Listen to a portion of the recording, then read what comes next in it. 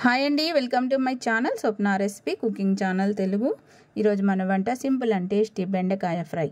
అసలు జిగురు లేకుండా బెండకాయ ఫ్రై ఎలా తయారు చేసుకోవాలో ఈ వీడియోలో చూద్దాము. ఇదిగోండి, మనం ఇక్కడైతే 1/2 కేజీ బెండకాయలు తీసుకున్నాము. బెండకాయలు నీట్గా శుభ్రంగా కడుక్కున్నాము. కాటన్ క్లాత్ పెట్టి తేమ అనేది లేకుండా శుభ్రంగా తుడుచుకుని ఈ విధంగా అయితే ముక్కలు కట్ చేసుకోవాలన్నమాట. మరి పెద్ద పెద్ద ముక్కలు కాకుండా, మరి చిన్న చిన్న ముక్కలు కాకుండా ఈ విధంగా మీడియంగా ముక్కలు అయితే కట్ చేసుకోవాలన్నమాట. ఈ విధంగా ఇదిగోండి, ఇక్కడైతే మనం మీడియం సైజ్ ఆనియన్ ఒకటి తీసుకున్నాము. ఆనియన్ చిన్న ముక్కలు అయితే కట్ చేసుకోవాలన్నమాట. చాలా సింపుల్గా తయారు చేసుకోవచ్చు బెండకాయ ఫ్రై. అస్సలు జిగురు లేకుండా ఎలా తయారు చేసుకోవాలి అనేది ఈ వీడియోలో చూస్తున్నాము. స్టవ్ వెలిగించి కడాయి పెట్టుకుని, నాన్ స్టిక్ కడాయి పెట్టుకుంటే చాలా బాగా వస్తుంది ఫ్రెండ్స్. తగినంత ఆయిల్ వేసుకోవాలి.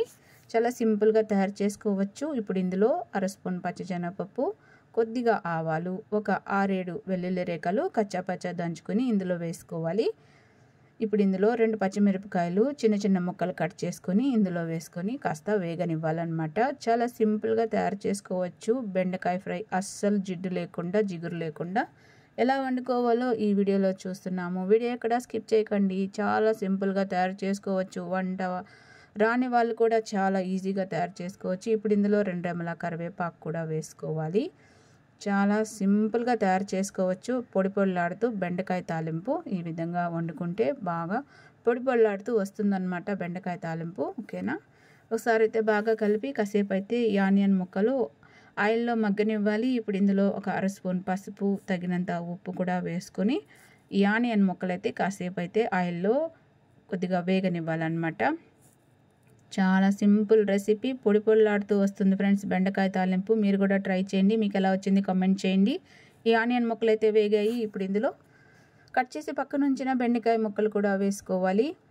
ఒకసారి అయితే బాగా మిక్స్ చేసుకోవాలి. ఈ బెండకాయ ముక్కలు ఆనియన్స్ బాగా మిక్స్ అయ్యేలాగా ఒకసారి అయితే బాగా కలుపుకుందాము. చాలా సింపుల్ రెసిపీ బెండకాయ తాలింపు. ఈ విధంగా వండుకుంటే చాలా టేస్టీ ఉంటుంది. పొడి పొడిలాడుతూ చాలా పర్ఫెక్ట్గా వస్తుంది అనమాట. వీడియో ఎక్కడ స్కిప్ చేయకండి. వంట రాని వాళ్ళు కూడా చాలా అద్భుతంగా అయితే బెండకాయ తాలింపు చేయగలరు. ఒకసారి బాగా కలిపి మూత పెట్టేసి చిన్న మంట పెట్టుకుని ఒక 2 నిమిషాలు అయితే ఈ బెండకాయ ముక్కలు మగ్గించుకోవాలి. ఇదిగోండి, 2 నిమిషాల తర్వాత ఒకసారి మూత తీసి చూద్దాము. ఒకసారి బాగా మిక్స్ చేద్దాము.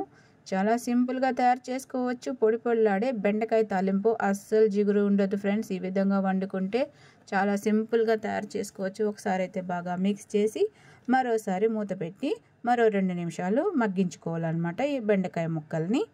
ఇద్దండి, చూస్తున్నారా? మొత్తం 4 మినిట్స్ అయితే మనము చిన్న మంట మీద ఈ బెండకాయ ముక్కలు అయితే మగ్గించుకున్నాం. చూస్తున్నారా ఎలా మగ్గుతున్నాయో మన బెండకాయ ముక్కలు.